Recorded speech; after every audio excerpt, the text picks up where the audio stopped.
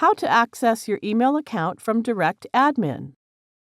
In this tutorial, you'll learn 2 ways to access your email account from DirectAdmin. Let's start.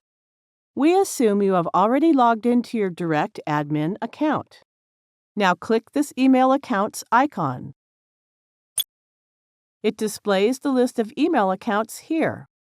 Click the Sign In to Webmail icon of the particular email account you wish to access. From here, you can use your email account. Now let's go back to the main page of DirectAdmin and learn the second method to access email accounts. Scroll down to the Extra Features section and click Webmail Round Cube icon. Unlike the first method, we can only access our default DirectAdmin email account from here.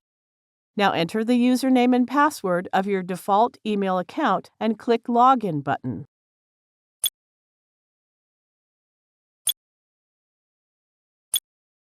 That's it. You now know how to access your email account. Thank you for watching.